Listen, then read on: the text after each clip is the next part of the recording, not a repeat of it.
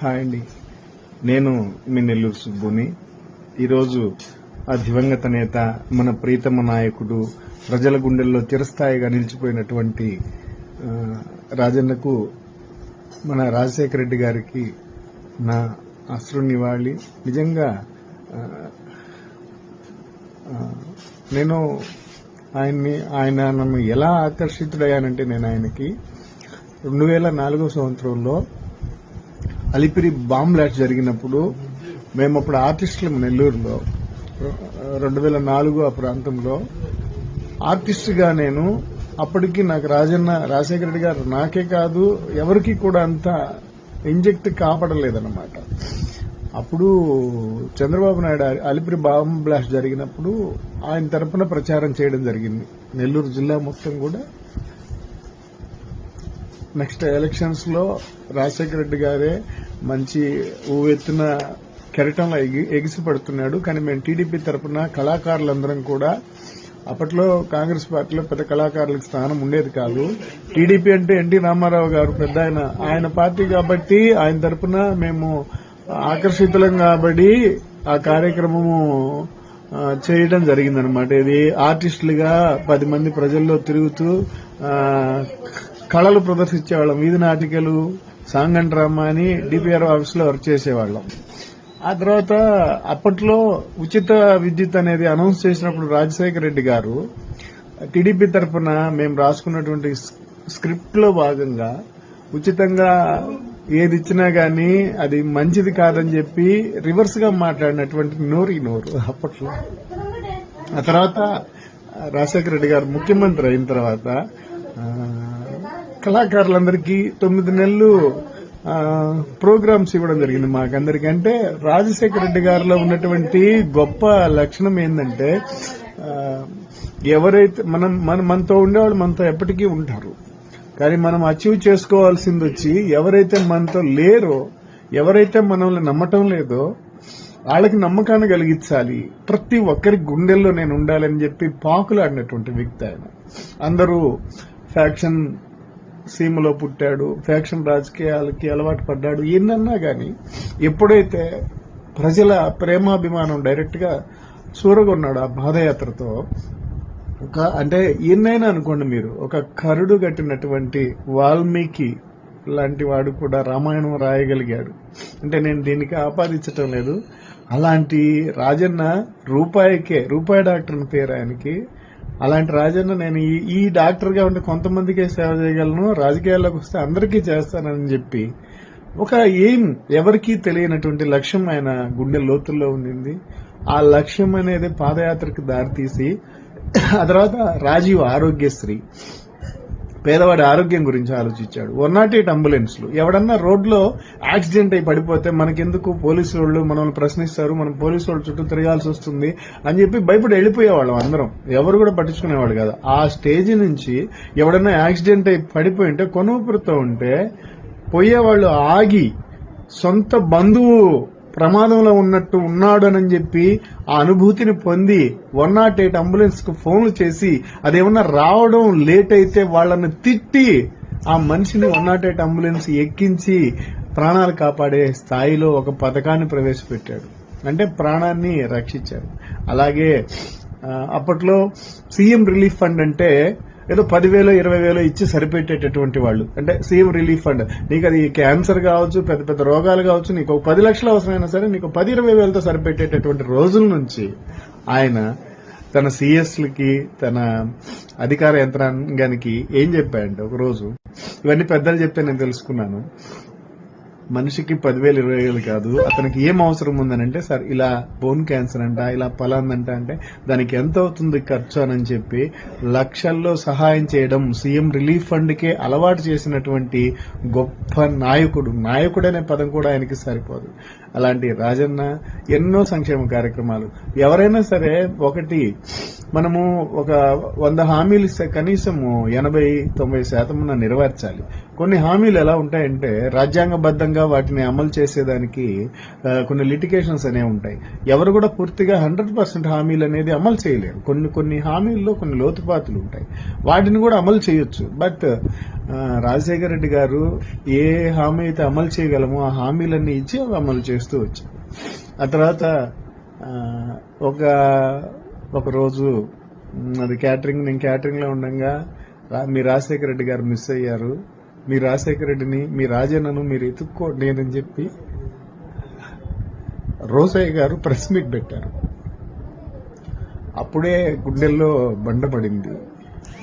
Wait చేశాం. Sir ఏ మూల నుంచి వస్తాడు, అడవుల నుంచి వస్తాడు అని వెయిట్ చేశాం. బట్ ముక్కలైపోయి చివరాఖరికి ప్రతిపక్ష నేతలు ఈ రోజు కూడా మీ రాజశేఖర రెడ్డిది ఏ ముక్క ఏదో తెలియకుండానే మీ జగనన్న తెచ్చి అంతిమయాత్ర చేశాడని చెప్పి ఒక మరణాన్ని కూడా గీతా చేస్తూ మాట్లాడారు మా రాజన్న గురించి. రాజన్న చనిపోయాడు.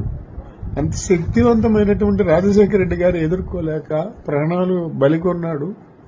ఇక ఆయన కొడుకులో ఏముంటుందో ఈజీగా తొక్కేస్తారు అనుకున్న టైంలో మీటింగ్ పెట్టడం జరిగింది. జగనన్న నాకు ఇంత పెద్ద కుటుంబాన్ని ఇచ్చాడు మా నాన్న అని చెప్పడం జరిగింది. సరే, అప్పటి వరకు మామూలుగానే అంత అఫెక్షన్ అనేది జగనన్న మీద రాలేదు. ఆ తర్వాత కాంగ్రెస్ పార్టీ అనేక ఇబ్బందులకు గురి చేయడం జరిగింది. టీడీపీ ప్రభుత్వము, కాంగ్రెస్ పార్టీ అన్ని పార్టీలు కలిసి ఒక బలమైన నేత మళ్ళీ ఆ ఇంట్లో నుంచి రాకూడదని చెప్పి తొక్కేయడం జరిగింది. ఆ పరంపరలో ఈ వైపు అడుగు వేయకుండా అంటారు కదా, లక్షల కోట్లు ఉంది, చాలా కంపెనీలు ఉంటాయి జగనన్న కానీ అటు వెళ్ళిపోయి సలాం కొట్టే సోనియా గాంధీకి ఉంటే ఈ రోజు మీరు అన్నటువంటి లక్షల కోట్లు నిజమై ఉండేవి. జగనన్నకి లక్షల కోట్లు దాటిపోయి ఉండే అనమాట సలాం కొట్టుంటే. అట్లా కాదనకుండా తన తండ్రి కోసం ప్రాణాలు విడిచిన వాళ్ళని ఓదార్పు యాత్ర చేస్తానని చెప్పి బయలుదేరితే దానికి అనుమతులు ఇవ్వనటువంటి పక్షంలో బయట వచ్చేసి తనతోటి వస్తానన్న వాళ్ళని కూడా నేనంటే ఎట్లొకట నాకు పర్వాలేదు, బతకగలను, మీ రాజకీయ భవిష్యత్తును వృధాగా ఇది చేసుకోకండి అంటే సార్ తోటి చాలా మంది బయలుదేరి రావడం జరిగింది. నాకు గుర్తున్నటువంటి వాళ్ళు గడికోట శ్రీకాంత్ అన్న, చాలా మంది సీనియర్ నాయకులు చాలా మంది వచ్చారు. వచ్చిన తర్వాత ఒంటరిగా ప్రస్థానం మొదలు పెట్టడం జరిగింది. ఆ తర్వాత ఎంపీగా అత్యధిక మెజార్టీతో గెలవడం జరిగింది. ఈ పరంపరలో రాజన్న బిడ్డగా మా రాజశేఖర రెడ్డి లేడు కాబట్టి రాజశేఖర రెడ్డి కొడుకు సపోర్ట్ చేయాలని మాత్రమే సపోర్ట్ చేస్తూ ఆనందిస్తూ వస్తూ ఉన్నాం. ఎందుకంటే రాజన్న ఉన్నటువంటి ఆయన చేసినటువంటి ఆ ఈ ఫీల్ అనేది తీసుకురావడం కష్టం ఎవరికైనా. ఆ తర్వాత 2014 సంవత్సరంలో కొన్ని హామీలు ఇవ్వడం జరిగింది జగనన్న. ఆ హామీలు చూసిన తర్వాత నాకెందుకనో రాజశేఖర రెడ్డి గారి ఆలోచన తీరు అనేది జగనన్నలో నిండుగా ఉంది. ఎందుకంటే కొన్ని పథకాలు మనం ఊహించలేని పథకాలు కూడా ఆయన ప్రవేశపెట్టడం జరిగింది. అమ్మఒడి పథకం గాని ఇట్లాంటి పథకాలన్నీ కూడా ఆయన చాలా నీట్ గా ప్రవేశపెట్టడం జరిగింది. ప్రవేశపెట్టిన తర్వాత ఈ పథకాలని అంటే ఈ రోజు ఏ రాజశేఖర రెడ్డికో ఏ జగన్మోహన్ రెడ్డి గారికో కాదండి, వాళ్ళు జనాల్ని ప్రేమించిన తీరును చూసి నేను అడిక్ట్ కావడం జరిగింది పూర్తిగా. అంతే. ఆ తర్వాత గుండెల్లో పాతుకొని పోయారు. ఎవరైనా మంచి చేసేవాళ్ళు ఉంటే ఖచ్చితంగా మనం ఫాలో అవుతాం, వాళ్ళని వెంబడిస్తాం, వాళ్ళ కోసం ఏదైనా చేస్తాం మనం. అలా నాడు నేడన్నాడు అంటే సింపతితో గెలిచారు. రాజశేఖర సింపతితో అంటారు కదా, సింపతితో గెలిచేపోతే 2014లోనే గెలవాలి జగనన్న. బట్ 2014లో 5 లక్షల ఓట్ల తేడాతో ఓడిపోయాడు. అప్పుడు కూడా కొట్టారు, తీసుకున్నాం, మా టైం వస్తుంది మేము కొడతామని చెప్పి. అంటే అతనిలో ఒక ధీరుడు ఉన్నాడు. ఎవరు ఎన్నన్నా కాకపోయినా ఈ రోజు చంద్రబాబు నాయుడు గారికి కూడా తెలుసు, పవన్ కళ్యాణ్కి కూడా తెలుసు కాబట్టి వీళ్ళు మనందరం కలిసికట్టుగా పోందే జగన్మోహన్ రెడ్డి అనేటటువంటి వ్యక్తిని ఎదుర్కోలేము, బీజేపీ కూడా తోడుండాలని చెప్పి కూటమి కట్టడం జరిగింది. మహాకూటమి అని చెప్పి మాట్లాడుతారు రాజన్న, ఆ పరిస్థితులు వేరు. కానీ వీళ్లు కూటమి కట్టినటువంటి పరిస్థితులు వేరు. రాజన్న ప్రజల కోసమే కూటమి కట్టారు, ప్రజలకు మంచి చేయాలి, నేనే ఉండాలని చెప్పి కూటమి కట్టాడు. కానీ వీళ్ళు ఏందనంటే జగన్మోహన్ రెడ్డి ఉండకూడదు, అని చెప్పి కూటమి కట్టడం జరిగింది. ఆ తర్వాత 2014లో ఓడిపోయినటువంటి జగనన్న 2019లో అత్యధిక మెజార్టీతో గెలిచి 151 స్థానాలు గెలిచారు. గెలిచిన తర్వాత కరోనా అనేటటువంటి మహమ్మారి వస్తుంది. చాలా మంది అంటారు ఆయనది ఆ పాదం పెట్టాడు కరోనా వచ్చిందని. పాదం పెడితే ప్రపంచం అంతా కరోనా రాదండి. ఆ కరోనా టైంలో జగన్మోహన్ రెడ్డి గారు చేసినటువంటి సేవలు, ఆ కరోనాను ఎదుర్కొన్న తీరు సాక్షాత్తు కేంద్ర ప్రభుత్వం కూడా మెచ్చుకునింది. ఎవరైనా సరే ఒక మంచి పని చేస్తే మెచ్చుకోవాల్సినటువంటి అవసరం ఖచ్చితంగా ఉన్నది. ఇలా కరోనాను దాటుకున్నాడు. 3 ఏళ్లు మాత్రం పరిపాలించిన నాడు నేడు అని, అమ్మఒడి అని, వాహన మిత్ర ఆటో వాళ్ళకని, రైతుల కోసమని, చేనేత కార్మికులకని ఎన్నో కార్యక్రమాలు ఆయన చేపట్టడం జరిగింది.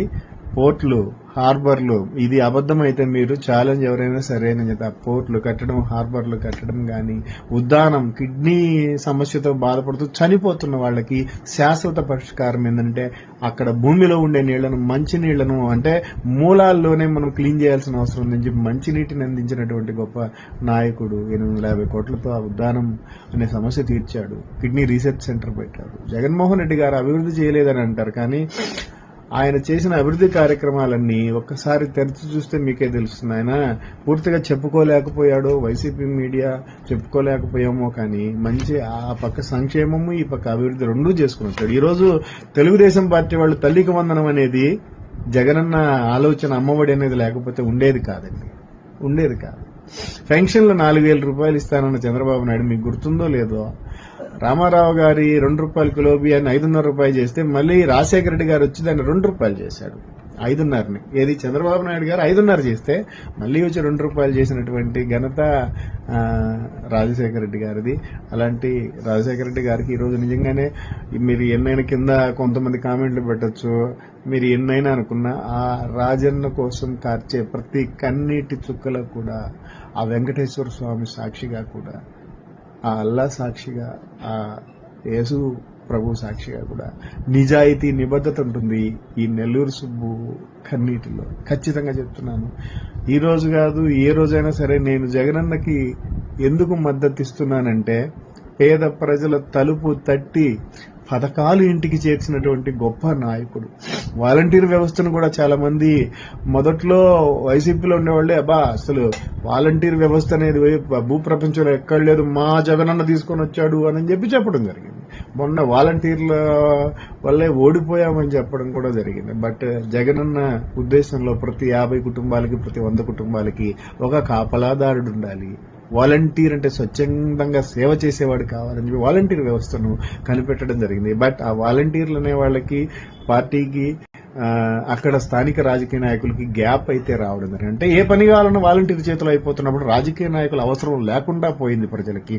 ఈ ఒక్క పొరపాటు అనేది మనకి కొంచెం దెబ్బ తగిలిందేమని కూడా నేను 10 మందితో మాట్లాడుతున్నప్పుడు కూడా ఈ మాటలే చెప్తారనమాట. బట్ ఎన్నున్నా కానీ ఒక విషయాన్ని జగన్మోహన్ రెడ్డి గారి కంటే కూడా ఎక్కువగా లోతుగా ఆలోచించేవాళ్ళు లేరు కాబట్టి ఈరోజు 151 స్థానాలు గెలిచినా అన్నే, 11 స్థానాలు గెలిచినా అన్నే.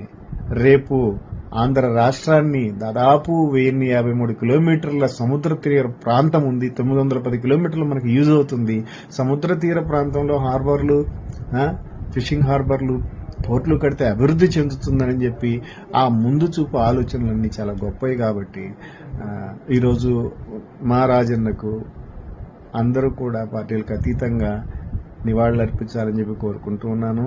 నేను ప్రతిపక్ష నాయకులకు కూడా ఏం చెప్తున్నానంటే, ప్రతి ఒక్కరికి, ఎవరైతే ప్రతిపక్ష నాయకులుగా ఉన్నారో వాళ్ళందరూ మీరు జనాల గుండెల్లో నిలిచిపోయే విధంగా పరిపాలన చేయండి.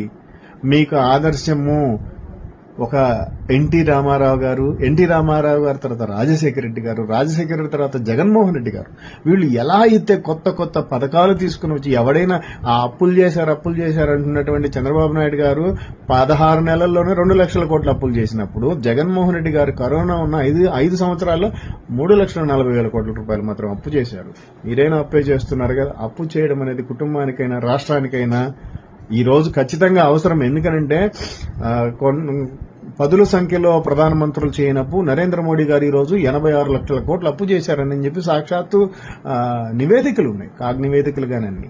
అటువంటిప్పుడు అప్పు చెయ్యండి, అప్పు తీర్చండి. అప్పు చేసేది పేద ప్రజల ఆకలి తీర్చడం కోసమే. ఉన్నోడికి తెలియదా బాధ? ఉచిత పథకాల మీద విషం కక్కేటటువంటి ఉన్న వాళ్ళందరికీ నేను చెప్పుతో కొట్టినట్టు చెప్తున్నాను, పేదవాడి బాధ మీకు తెలియదు. 10 రూపాయలు దొరకాలంటే కష్టం వాడికి. కాబట్టి ఉచిత పథకాలు ఉండాలి, అవి లిమిట్లో ఉండాలి, పనికొచ్చే పథకం అయి ఉండాలి.